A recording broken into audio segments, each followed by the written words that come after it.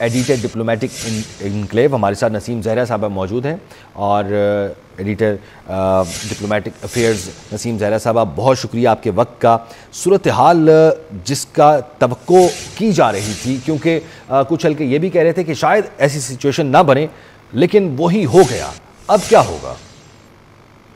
जी देखिए, ये बिल्कुल इस हद तक तो मुतवक्के नहीं था कि एक ऑल आउट अटैक जिसमें कि ईरान की फैसिलिटी के साथ साथ उनकी लीडरशिप की असैसिनेशन, बिल्कुल elimination of the Iranian leadership, खास तौर पे डिफेंस से जिसका ताल्लुक है। आपको मालूम है उनके चीफ ऑफ स्टाफ को मार दिया गया है, उनके रेवोल्यूशनरी गार्ड के जो हेड है उनको मार दिया गया है, और जो न्यूक्लियर से ताल्लुक रखने वाले उनके जो बड़े बड़े नाम थे उनको बीन असैसिनेटेड। और जो मिलिट्री डायमेंशन है वो उसकी डिस्ट्रक्शन, जो रिपोर्ट देखिए जिस हद तक रिपोर्ट मिल रही हैं और इजरायली सोर्सेज हैं जिनको कोट करके आगे हम वो रिपोर्ट देख रहे हैं, तो वो this is obviously a very deadly and dangerous situation.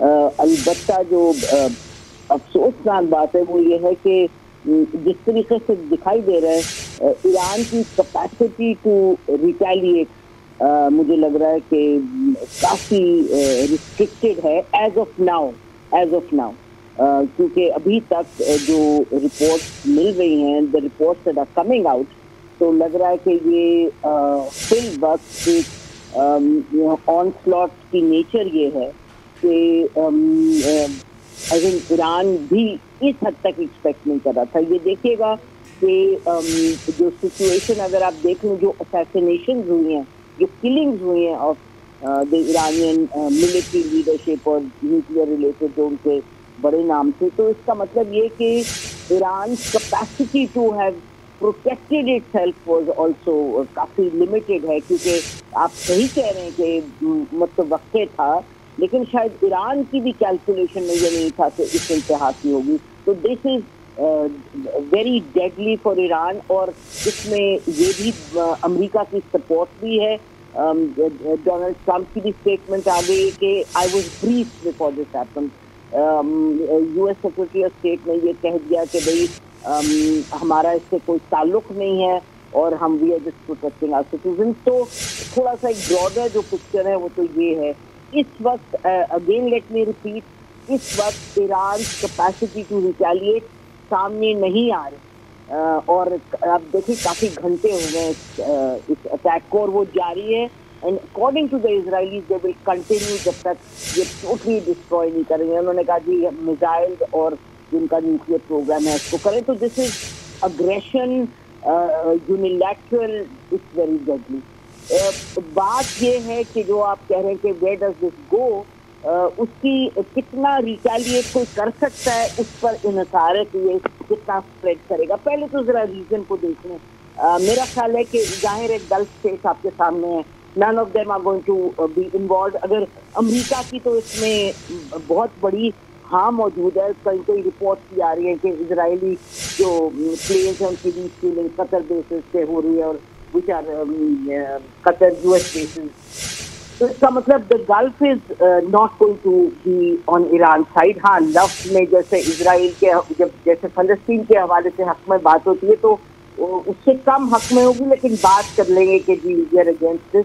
So military retaliation जो रीजन है, जो ईरान के नेबरिंग ममालिक हैं, वो जाहिर है बिल्कुल उसमें इन्वॉल्व नहीं होंगे। सो प्लस जो अगर यूएस की हाँ है तो that takes care of the region and Iran, most of Iran neighbourhood. Pakistan obviously की जो सिचुएशन है वो आपके सामने है। पाकिस्तान की एक प्रिंसिपल पोजीशन है, लेकिन और ये जाहिर है बड़ा अफसोस है, हैरानगी है, दुख है, but beyond that Pakistan can't do much.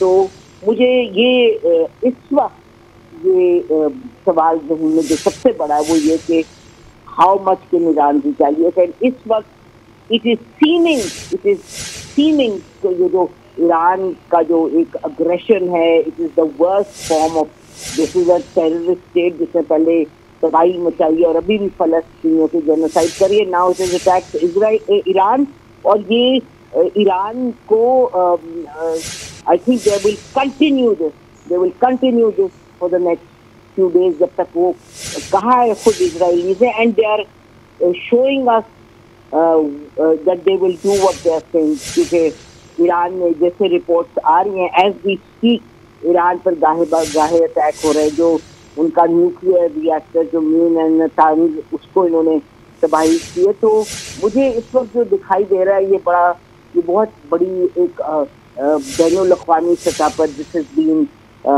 Israel at its worst, मतलब कि एक और मुल्क को इस तरह तबाही की, जो इसने लेबनान में किया वो तो आपके सामने, जो यूएस ने इराक में किया वो आपके सामने। अब ईरान के साथ ये आगे क्या होता है, I am not clear, but it is looking very bad. मेरा ख्याल है जब अगर आप ये सवाल उठाएं कि ये कितना एक्सपैंड करेगा रीजन में, तो वो मेरा ख्याल है कि इस वक्त हमें ये नजर आ रहा है कि ये एक रिस्ट्रिक्टेड फोकस रहेगा with in Iran. This is how I. Madam, जिस तरह से आपने फरमाया कि इसराइल भी यही कह रहा है कि अभी तो ये स्टार्ट है, ये अभी हमले मजीद भी होने हैं, तो एक जानिब मुज़ाकरात चल रहे थे ओमान में, उन मुज़ाकरात का क्या बना? फिर मुज़ाकरात एक जानिब और दूसरी जानिब से ये इस तरह से हमला हो जाना, और इसके अलावा अरब लीग कहाँ खड़ी है, ये सारे किधर हैं? मतलब let me just say to you के ऑब्वियसली फलस्तीनियों के साथ जो हो रहा है, जो जेनोसाइड, जो स्टार्वेशन, जो किलिंग, यूएन आए दिन में 4 स्टेटमेंट दे रहा है कि बच्चे मारे जा रहे हैं, डाइंग ऑफ स्टार्वेशन। कल की भी मैं रिपोर्ट ये नोचा की पढ़ी थी कि बच्चे खाना लेने जाते हैं, वो मार दिए जाते हैं, खवातीन जाती हैं। तो वो जो ह्यूमन ट्रेजेडी आप फलस्तीन में आपने देखी है, उसके बाद तो फिर मेरा ख्याल है कि ये और फलस्तीनी जो थे वो उनका बच्चों का, और जो बेबस फलस्तीनी थे उनका, और जो अरब लीग है उसका वैसे तो कोई आप आमना सामना मुकाबला नहीं था। In this case you looking at a country जिनका एक अरब लीग का जाहिर है, आपने देखा सिंस द रेवोल्यूशन उनका एक रहा कंटिन्यूअस कॉन्फ्लिक्ट सिचुएशन में वो रहे हैं। अभी अल्लाह अल्लाह करके सऊदी अरेबिया के साथ ईरान की दोस्ती बनी थी, but going back to the talks that you are referring to in Qatar, वो the kind of breakthrough that the US wanted, और वो तो ब्रेक थ्रू नहीं हुआ।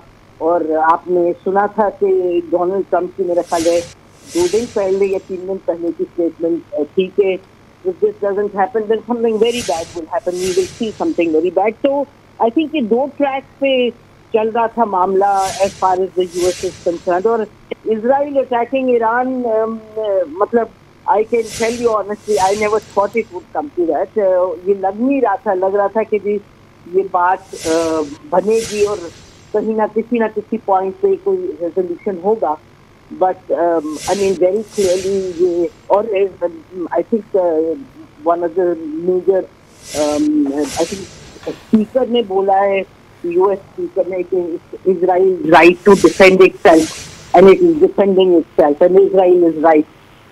अच्छा तो मेरा मतलब कि ये एक छोटी सी चीज़ है, वो ताज़ी खबर ये सामने आ रही है कि इस्राएली वज़ीर आज़म नेतन्याहू का जो सरकारी तैयारा है वो उड़ान भर गया है, वो किधर गया ये नहीं पता है। तो इससे क्या हम मतलब ले सकते हैं?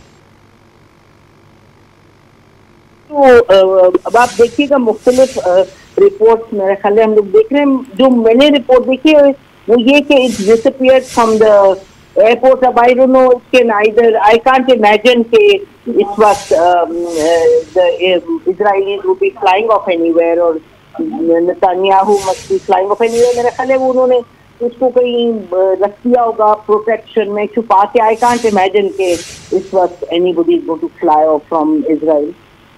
आपको मालूम है सब सस्पेंड कर दिया, तो I don't imagine Netanyahu going anywhere. अभी देखिए ना, ये दिस इज बेसिकली एक one sided onslaught against Iran with American support. This is what we are seeing.